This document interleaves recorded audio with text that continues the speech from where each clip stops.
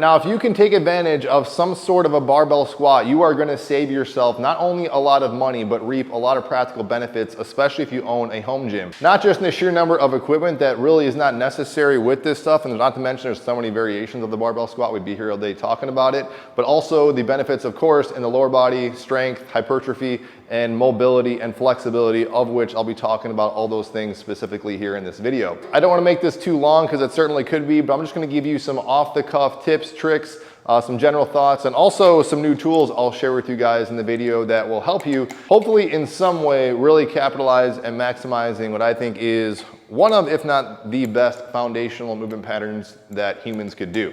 Many different types of forms of squatting. The reason I like a high bar deep squat is for a number of reasons. One, I think it is the most natural and a little bit more intuitive for most people to learn compared to the other variations. Two, I think you get a great return on investment, not just with strength, and yes, every different squat has their different pros and cons and carryover as far as what muscles are getting targeted more specifically. But I think you also get a great carryover in just flexibility and again, that mobility. And not just the more obvious parts in the hips, knees, and ankles, but also in the upper body once you start adding a barbell, because I'll get into this later, if you're starting off just a bodyweight squat, why it's easier is because you no longer have to rely on that increased need of flexibility in the upper torso to keep the back or keep the bar in place while still being able to do a full deep squat. So following along with that point, the first question I get asked very often, and it makes a lot of sense, it's the question I asked myself when I first started in my, I would say early 20s, 22, 23 era, when I started really learning how to do a deep squat, or at least attempting to do it, is are there any kind of mobility or flexibility drills? So getting into this position can seem like it needs a lot of flexibility, and there's a lot of reasons and arguments for that. To kind of cut to the chase, that the best drill for me is really having no drill. I didn't really do any drills or any mobility drills. I still do not. And people are kind of shocked at that. And I think that's one of the benefits and surprising things about a barbell squat is that by doing it in default, and I think this is the natural way our body is meant to work here, your body and joints, ligaments, tendons will become naturally flexible and pliable. I always say it's just no different than the principle of yoga, which is still kind of moving flexibility, even like Pilates. So when I'm sitting around people and they see me kind of bending my knees like this, Indian style, or sitting like this on my ankles, or even doing something like this, where I go back like here, you know, people wonder, am I doing these stretches all day? I don't do anything all day. I'm pretty much doing, mobility stuff. I'm pretty much doing the same thing you guys do. I'm sitting in a desk or in a chair the vast majority of my day, but through years, compounded, all this stuff's kind of like compound with interest here, I have learned to do a deep squat, and that has paid off tremendously, I would argue, in being able to still get this level of flexibility where no matter if I took a few weeks off, you ask me, hey, do this position or do something like a pistol squat, that was a little iffy. I do that maybe 4 times a year. You can still pick it up and have that mobility and that kinesthetic awareness and how to execute it just through continual practice. Now I'll talk about some exercises and some progressions, but even for the most part on that, I don't like to dawn really heavily on that unless absolutely necessary.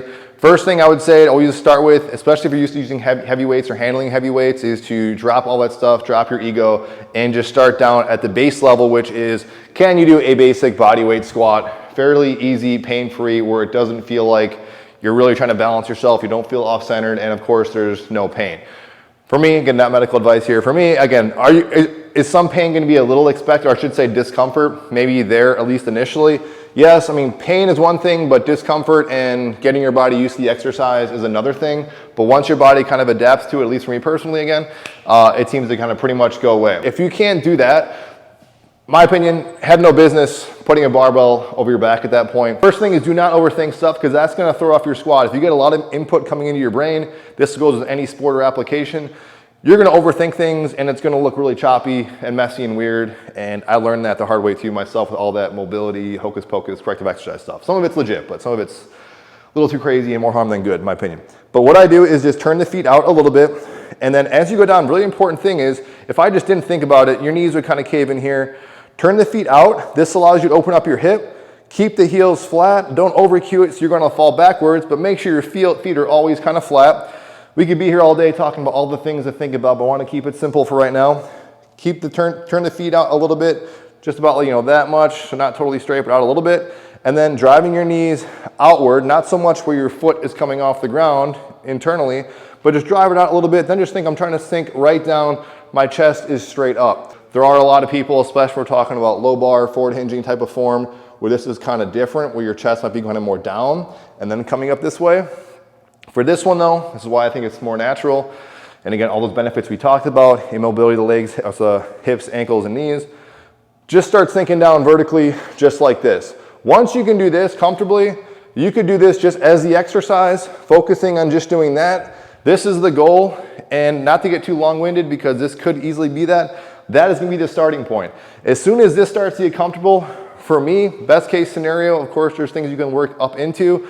I wouldn't mess with raised heels. Yes, you could try squat shoes and stuff like that. I just think you build it in a normal handicap. I already mentioned the fact that when I was younger, this did not come naturally to me. I want to emphasize that. I felt just as weird and wonky and awkward doing these things.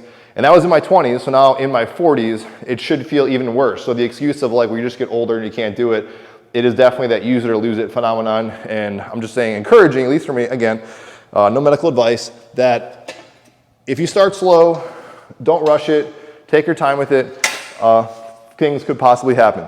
Now you could use stuff, I'll reference this down below. This Exponent Edge has this adjustable wedge type thing. You could use a wedge, especially something like this, that kind of adjusts it. So if you do want to do something where you want to have like a slight elevation, and this thing doesn't really move, it's pretty good with grip, but you got to be careful with that. Say with a barbell, probably more so a Smith machine, you know, you could do that. I'm going to be messing with the Smith machine today just for the sake of just messing with it, but I would try to avoid that as a handicap of just not being able to deep squat. So yes, that'd be something you could ease into. Another great thing too, I'll probably do it again this workout too to keep messing with it, using something like one of these pads, which goes on a landmine, and I'm using it on my Quantum Free trainer. Shameless plug, all these things are found down below in the description box, helps support me in the channel. But something like this is also great because it takes the flexibility again out of your shoulders to be able to kind of, it also works integrate with the lower body to be able to get in that deep squat. This would be something great you can maximize. Safety squat bars are great. Personally, I think I've only used them maybe 4 times, if that, my whole life, maybe something like that, because I just didn't really have the need to. They do feel good, and I actually will make some future stuff with that. But my buddy Al Smith over at F2 Training Systems, we go way back. He's been featured on the channel before. He's got these great F2, I think they're called cam handles or something like that. I'll link them down below, flash them on the screen. Also think I have a code with him. He just made these. He actually sent these to me a while back, and I've been messing with them a little bit. Take a little bit to kind of take on and off because of the Allen wrench. A little pricey, but they also work out, they do work out really well in the way you can kind of adjust them to suit you. So if you don't want to spend a lot of money on a safety squat bar and just have something that's flexible and also compact, these are definitely great. Not only that, you can also use these on a variety of things. So I could use it on my Quantum trainer, I could use it on a Smith machine, barbell of course, even resistance bands. I'm going to be trying that today, is attaching some resistance bands. And that goes back to my first point, is that once you can do a barbell squat here, the sky's the limit on just mobility and being able to get into these seemingly kind of awkward positions that most people cannot get into. So while you could say a good progression would be do a bodyweight squat, maybe go a goblet squat, maybe go safety bar squat, something like that. But the goal is starting out here with your hands and then progressively going out here, with ultimate being above your head, you know, squat, something like that. But even with front squats, for a lot of people, this feels like an awkward position. Just like everything else, it feels awkward at first. There is a right and wrong way of doing it, but after your body gets used to it, it kind of goes away. But the goal is, I wouldn't say to squat like this. The goal is to be totally centered, totally balanced, where I don't even necessarily have to even hold onto this. It is just totally balanced and structured, and my form is just so ideal and in line that, especially with my everything being flat, that I do not have to hold on to this to do repetition. You know, then you'll train yourself like this is too high, hitting your throat, this is too low, the bar wants to roll off you. And the same goes for now a barbell squat where you have that nice balance. So with me, I approach the bar, the distance is kind of up to you, closer the better, I think it helps lock it in. I am skipping a lot of good just foundational squat advice. That's just good for like keeping everything tight, form and everything like that. But my point is, how I got into doing a deep squat, to cut right to the chase, was I just started grabbing the barbell and just working on all those fundamentals where I want to keep my heels flat, I want to drive my knees out a little bit, and just go as low as comfortable. For me, I started just really forcing it to a certain degree. I think probably when I started, I'm sure I was coming forward, I'm sure I had excess rounding. In fact, a lot of times I was doing hyperextension in my back, and that's when I really started feeling it in my back. When it gets to things such as, you know, back rounding and butt wink, if your hips get low enough, there will have to be a little bit of a dip. That's a minor dip here. It gets more excessive if you're doing a barbell squat and as you come down, you're doing something like that and coming up. I mean, that's when you you'll know in your head, like, this is not good. And I can tell you after all the years squatting, I've never really had anything dramatic happen to my back and even my knees and ankles. The other point here is too, I'm not handling any more weight than feels comfortable and doable. So now I could do much more of this in detail here, but there are reasons why people have long weekend seminars just on the squat alone, and this is maybe a final end point here. What I'm showing you, I keep saying this, might not fit you and where you're at right now, so don't force anything. But I learned from one of the best squatters in the world. I won't say who it was because I don't want to start any feud here, but they had a different type of squatting form. I went to the seminar for a while, was kind of green lit, saying everything looked good, and I was really working on this particular form.